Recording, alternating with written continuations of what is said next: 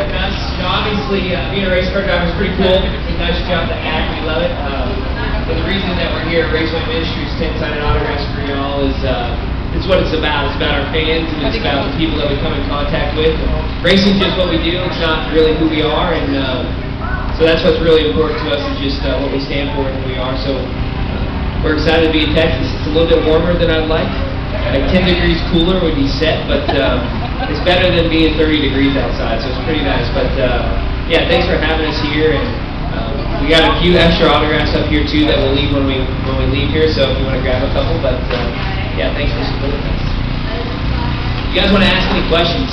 I'm going to pass it down, but we'll open it up for like 3 questions that you've always wanted answered. Something really, really good, you know, that you've like, hey, I always wanted to ask that guy, what happens when this happens? So, anybody got anything good? Oh, we got one over here. How much do you remember from 2009 in turn 1? Well, you don't remember much. It's 2008. No, I'm just kidding. 2008, I had that big wreck here in Texas. Whoa. I had a big wreck here in Texas. I remember all of it. I didn't get knocked out. I didn't close my eyes, which I wish I would have, because they tried to come out of my head, like literally. But yeah, it was amazing to walk away from it. It was nothing short of miraculous. The cars are very safe, and we know that, and there's been a huge amount of improvements. But to walk away from an accident like that is absolute testimony of God's in control of everything that we do, and to walk away from something like that, I feel very fortunate, and just know that it's a part of my story, and it's a part of what God has in store for me and my career. Maybe 1 or 2 good ones. All right.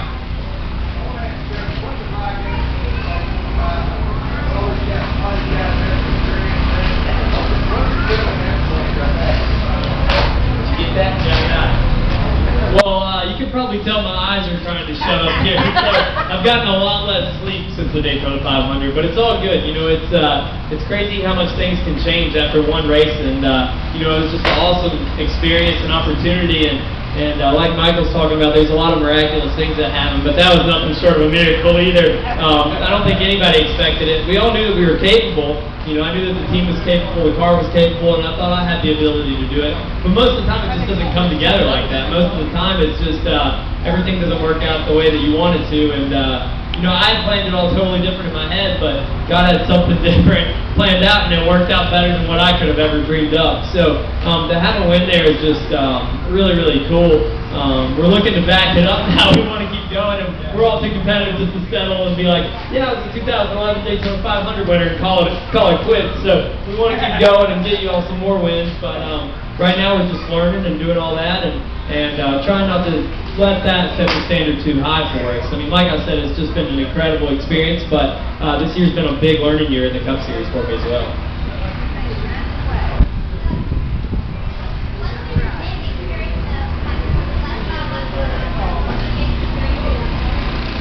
What was the big, what was that now?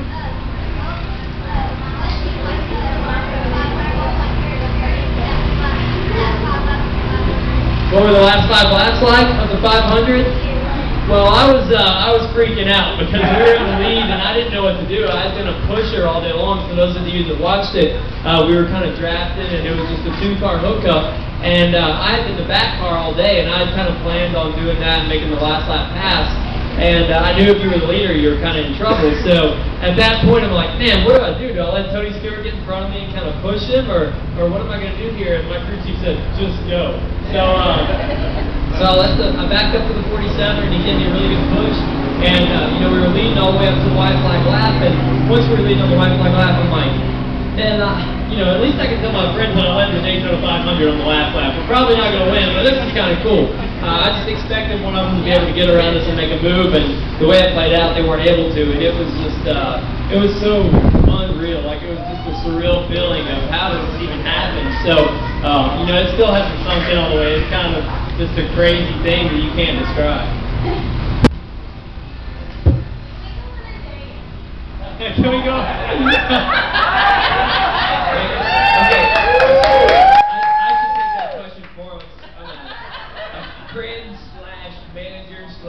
PR rep.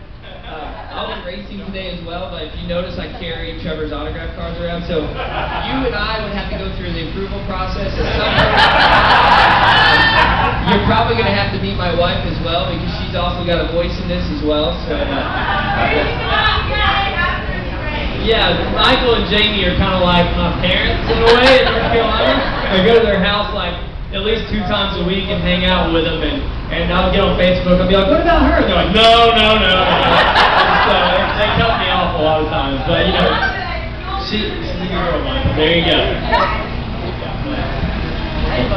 My name is Blake Koch. This is my rookie year in the NASCAR Nationwide Series. Driving the 81 from McDowell Motorsports, and just happy to be here with these guys and the opportunity that God's given me to race these cars. And you know, I just put my racing career in God's hands. You know, it's amazing what He does. You know,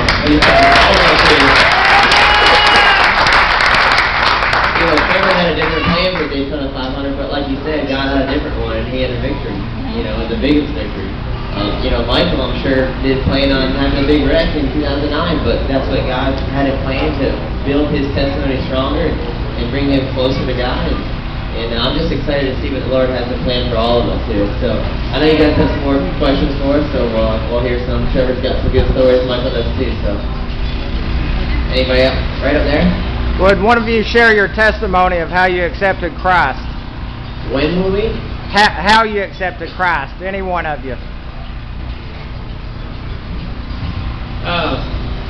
So I'll give you the brief version since we don't have a tremendous amount of time. Trevor's a big star now. He won some race, and so he's got to be at appearances, and I carry his autograph card. So we're going to have to abbreviate it. But I didn't grow up in the church. The only time I went to church was for weddings and funerals, and I had a lot of funerals in my life. Lost my mom to pancreatic cancer in 2006. I was 20 years old. There's actually only 4 people in my family, immediate family, that are still alive. So to me, church was this place that was like terrible. You know, I never wanted to go there because Trevor Bayne! Which, that's way better than the Dale Jr. you usually get. Sorry, Junior Bayne. So for me, growing up in a household, there wasn't a Bible. We didn't go to church. It didn't exist. And my parents were great parents. It wasn't like it was this crazy, wild life. It was just something that was missing in our lives. And I'll never forget, because this is an unbelievable story, is that it only took 2 people just loving on me and showing me what God's love was all about to completely change my whole entire life. And those 2 people were so influential. I could give you all kinds of background and things like that, but it was an older gentleman, Ron Huber. I was working for him. I was trying to break into racing, and he allowed me to instruct his grandson, who was 8 years old, in go-karts. That was my background. I grew up racing go-karts, and so I would mentor them, and I'd clean the carts, and I'd wash the trailers and the trucks, whatever I could do. But Ron was a successful guy. He just had a huge heart for people. He was great with his family. He loved everybody, including me, and I was like, there's something different about this guy. And Ron actually ended up passing away. He was on one of those Segway scooters, you know, where you lean forward or you lean back and it goes. Well, he hit a rock. He was actually at a racetrack, and he hit a rock and hit his head, and a couple days later he passed away.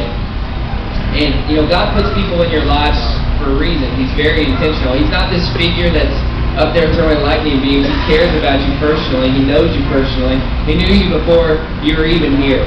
And at Ron's funeral, another close friend, and I had no idea that they were mutual friends, and I don't think they mutually knew that they both worked with me, said, hey, you know, where do you think Ron went? Do you think Ron went to heaven? And I was like, heaven?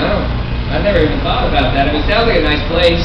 I hear people talk about it. It seems like it'd be pretty cool. And so Ron was a great guy. He loved everybody. I'm sure he's in heaven. And he just asked me a question of like, well, where are you at? You know, I don't really know what that means. What do you mean, where are you at?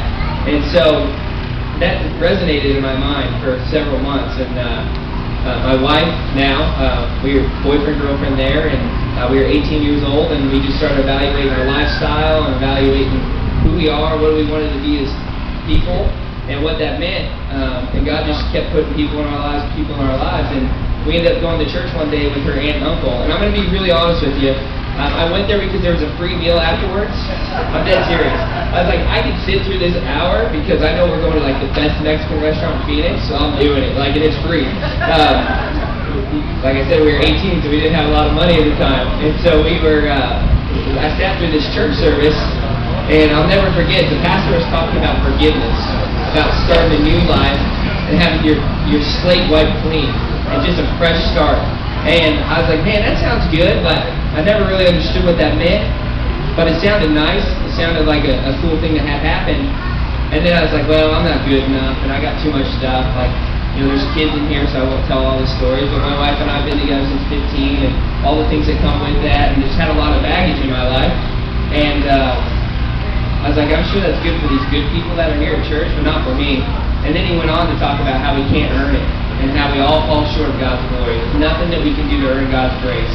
And there's nothing that we can do to earn our salvation. We can't buy it. We can't work for it. There's nothing we can do. All we can do is accept God's love, His free gift, by sending His Son, Jesus Christ, to die on the cross for our sins. It's the only way. It's the only ticket.